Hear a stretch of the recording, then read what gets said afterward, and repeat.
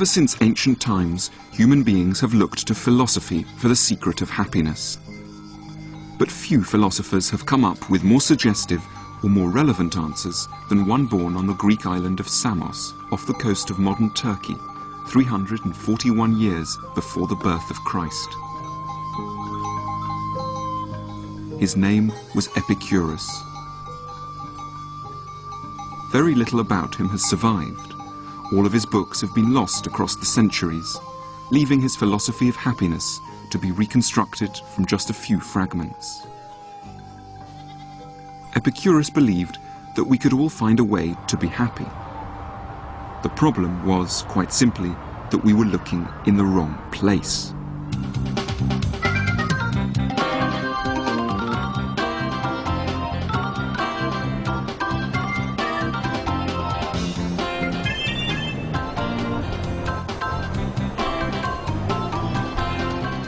Unlike many philosophers, Epicurus's idea of happiness actually sounds rather fun.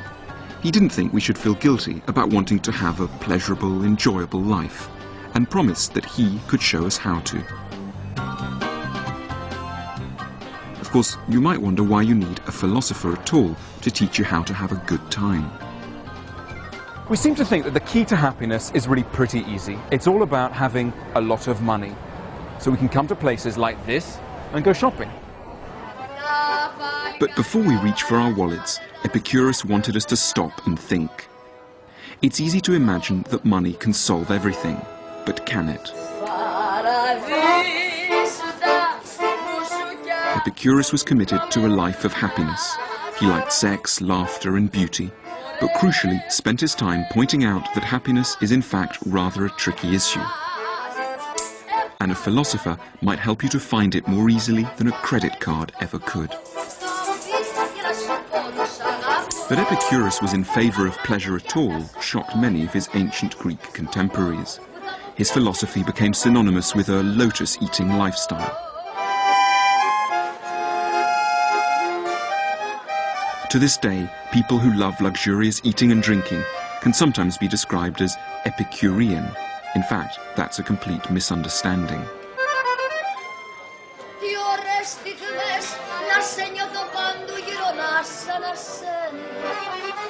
Epicurus said that pleasure was the most important thing in life, and yet if we actually look at the way that he lived, it seemed he led far from a luxurious life.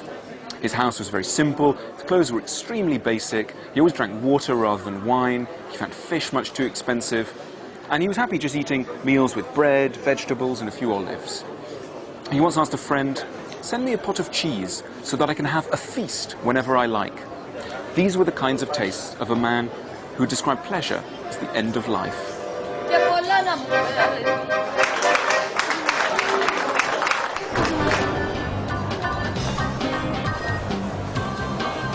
At the heart of Epicurus's philosophy is a simple thought, that we aren't very good at knowing what will make us happy. Though we may feel powerfully drawn towards material things and be convinced that they are what we require to be happy, we're often wrong. What we want is not always what we need, and nothing shows that up more starkly than our impulse to go shopping. I like shopping. Most weeks it's just a couple of bags up to, I don't know, sometimes like 10, 12 bags coming out. I like designer names. Dolce & Gabbana stuff, Louise clothes, DKNY, and I love Gucci clothes as well. Stephen Perry is a hairdresser from Liverpool who spends all his spare time shopping. I suppose like I could resist, but usually I don't. Usually it's just like go in and shop anyway.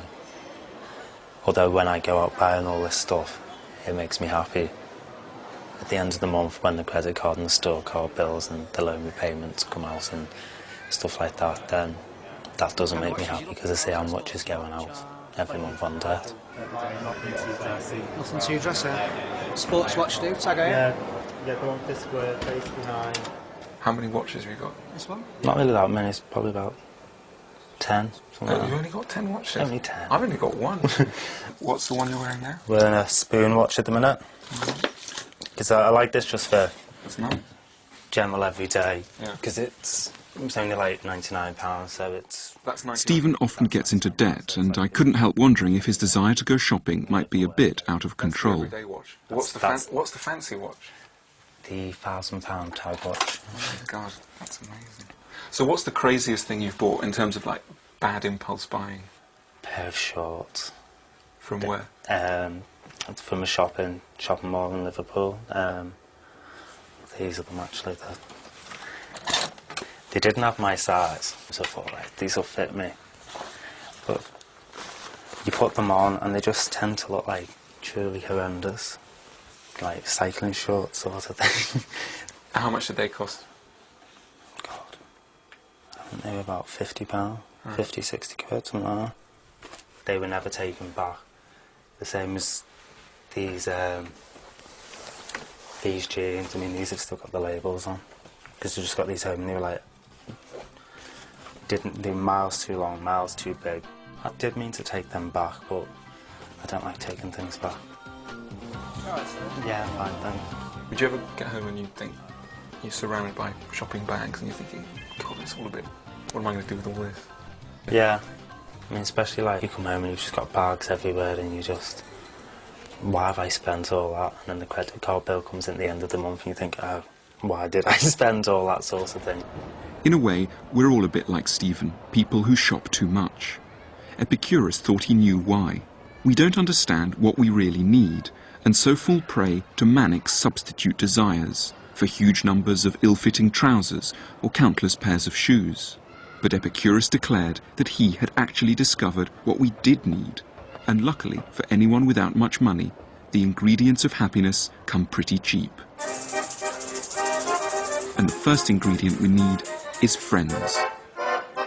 Epicurus took the idea of friendship very seriously, so seriously that he made an extremely radical innovation. When he came to Athens at 306 BC, at the age of 35, he bought a large house just outside the city of Athens, in this place here, which we called the Garden. Of course, at that time it was rather beautiful, a bit more beautiful than it is now, where it seems to be a taxi graveyard. What he did was that he bought this house and asked a group of friends to move in with him. The house was quite large, so there was room enough for everyone to have their own quarters at the same time as coming together for meals and conversations in the common rooms of the house. What Epicurus was doing was picking up on a rather common sense point, which is that friends are a major source of happiness. But I think where he was distinctive was in his idea that in order to really benefit from friends, you had to see them not just occasionally, not just for the odd drink in a bar or the odd chat on the phone, but you had to live with these friends at all times, so they'd be your permanent companions. And I think that was his distinctive idea of happiness. You wouldn't catch Epicurus devouring lunch on his own in a burger bar. He recommended that we try never even to eat a snack alone. Before you eat or drink anything, he said, consider carefully who you eat or drink with, rather than what you eat or drink. For feeding without a friend is the life of a lion or a wolf.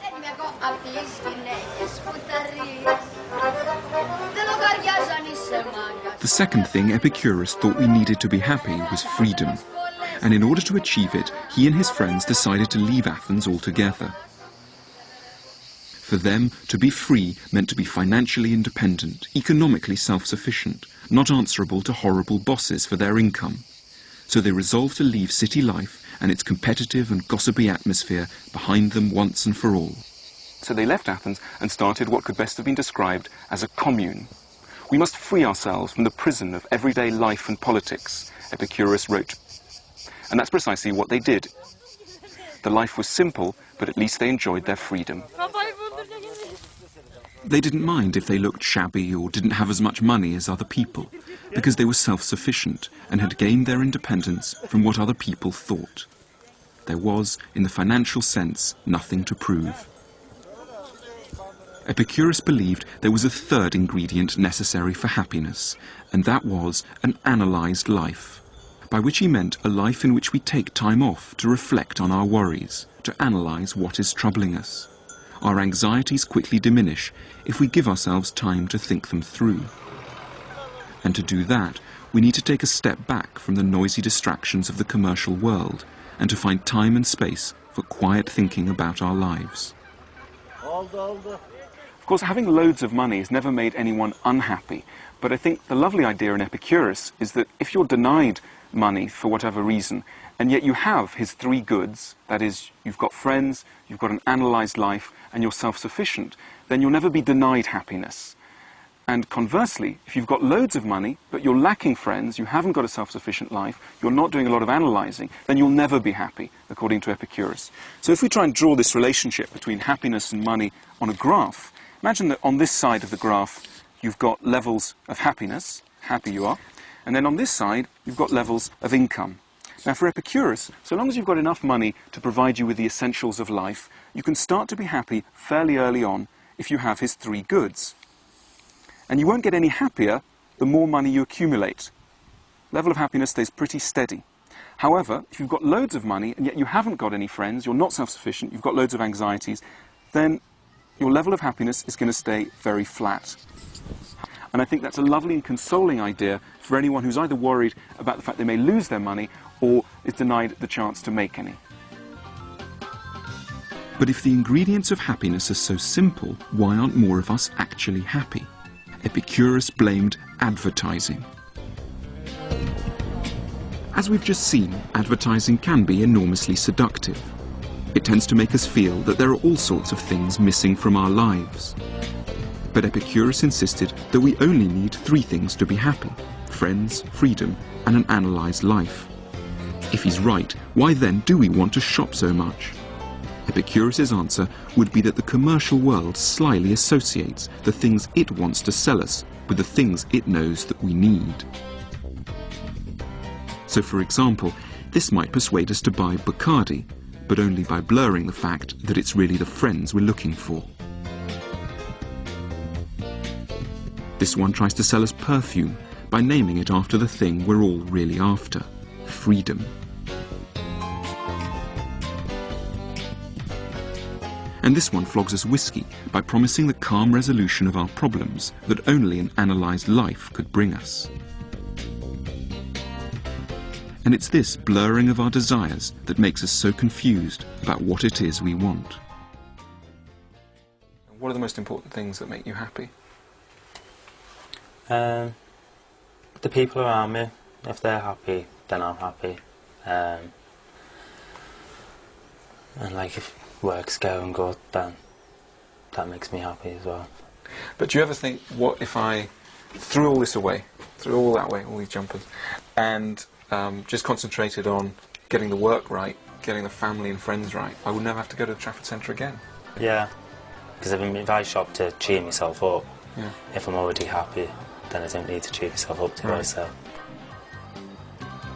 at the minute, I'm fairly happy. So admittedly, I'm not shopping quite as much as what I used to. But who's to say that next week something might happen and then I'll just have to go and shop.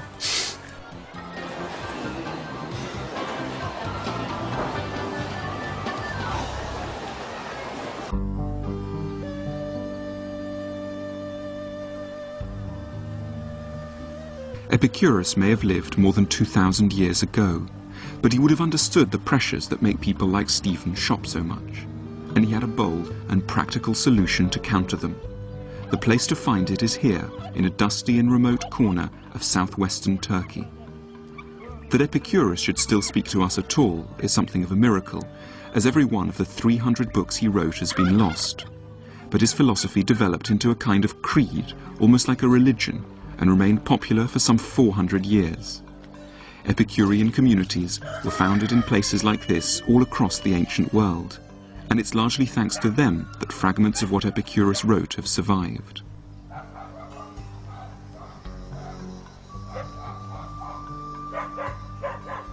I've come with local archaeologist Mustafa Adak to see the ruins of the ancient town of Oynoanda. Oynoanda was once home to 25,000 people, a place with a lavish theatre, a busy marketplace or agora, and a huge aqueduct. It was also home to a follower of Epicurus's philosophy, one of the wealthiest citizens of the town, a man called Diogenes of Oynoanda.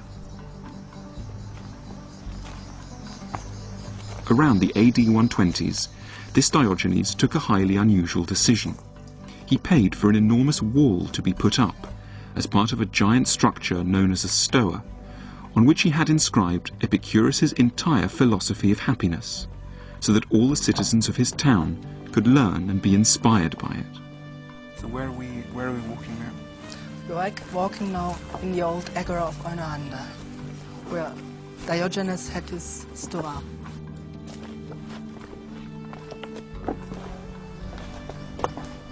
What we're seeing now is there's bits of the wall. The stoa was broken up by earthquake, most probably, and there are more than 200 fragments of the inscription. This is one of the fragments. This is the beginning of the inscription. And this is where Diogenes tries to explain why he put up the wall in the first place. Yes, he's saying that if there were one or two persons who are lost, he could educate them personally. But Right. there are many people, so he decided to put up the stone. Right. So if there were just one or two people who didn't know how to be happy, he'd go and talk to them. But because there are so many, the best way to help them is to actually put up a wall in the middle of the town. That's right. Right. That's the explanation he gives here in this fragment. What a lovely thing to do. Diogenes was acting on a crucial idea in Epicurus, that in order to live wisely, it isn't enough just to read a philosophical argument once or twice. We need constant reminders of it, or we'll forget. When we're encouraged to go shopping by bright lights and inviting displays, we're quickly liable to lose sight of our true desires. Only agriculture. So we have to counteract the influence of advertising by creating advertisements which say what we really do need. And that's why Diogenes put up his wall. Inscriptions, and I think they collapsed. The stoa collapsed then. What is this here? This is another very fascinating fragment. The massive limestone wall originally stood right next to the marketplace of the town. Inhabitants shopping in the boutiques of Oinander were warned to expect little happiness from the activity. Hedone, happiness. Luxurious food and drinks, says one fragment, in no way protect you from harm. 200 stones. They are spread around. Wealth beyond what is natural is no more use than an overflowing container. Most of the inscriptions. Real value is generated not by theatres and baths and perfumes and ointments, but by philosophy. The doctrines of Epicurus.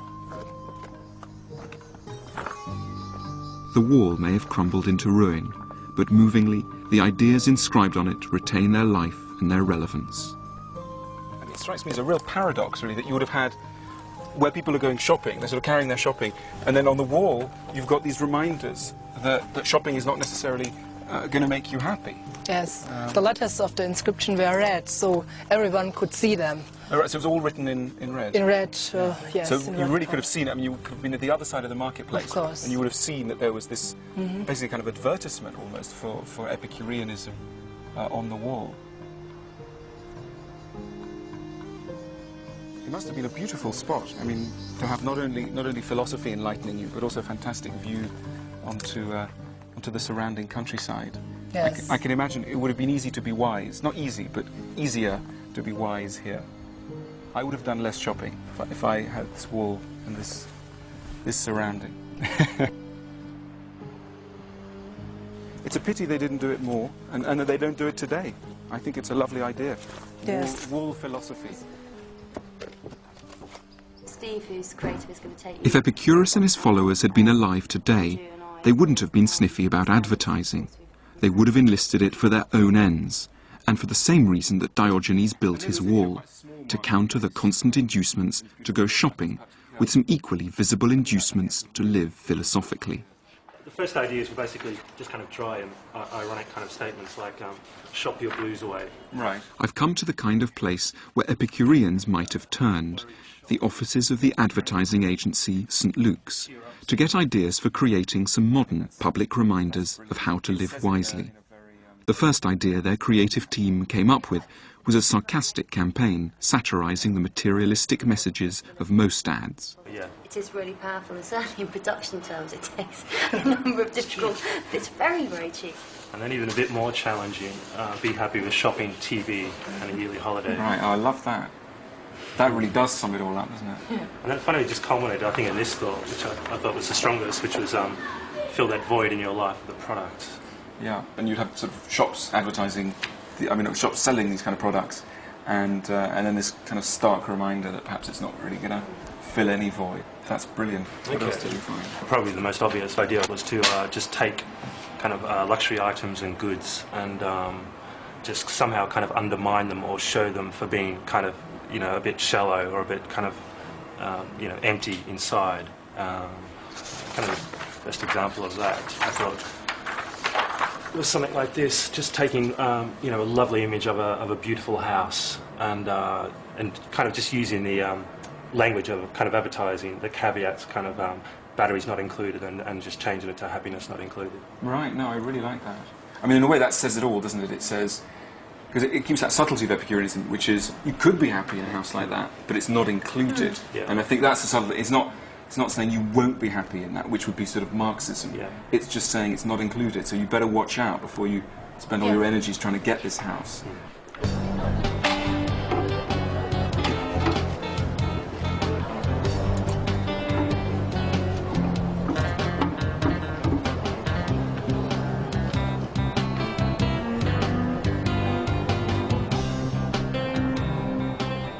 Unfortunately, philosophers have rarely had much money for advertising campaigns. But imagine a world where instead of being surrounded by adverts selling you watches, cars or fancy holidays, these ads reminded you of how important it is to value friends, to escape the rat race or reflect on your problems, and didn't just use these genuinely nice things to sell you aftershave or aperitifs. It's hard to know whether the people of Oinoanda discovered what they did need and ceased buying what they didn't because of the giant advertisement in their midst. But Epicurus' central message seems, if anything, more relevant to today's consumer society than it did to his own. And there's no reason to believe that happiness is any more included in the many more things we can buy. Of course, putting up one poster in the Trafford Centre in Manchester couldn't on its own turn back the tide of consumerism. And although shoppers seemed interested in what my ad was trying to say, I didn't see much evidence of people stopping shopping. But the fact remains, we're horribly confused about what could make us happy. If we really knew what we needed, there are few things we'd be desperate to buy. Epicurus makes us think very carefully about the merits of our own society. Of course, these societies are enormously wealthy. We can buy almost anything we want in a place like this, full of colourful shops selling wonderfully well-produced goods. And yet, what Epicurus wants us to think is, do places like this really provide us with the key ingredients of happiness? And he thought, and I think he was right, that they don't. Happiness may be difficult to attain, Epicurus admitted that, but he insisted that the obstacles are not primarily financial.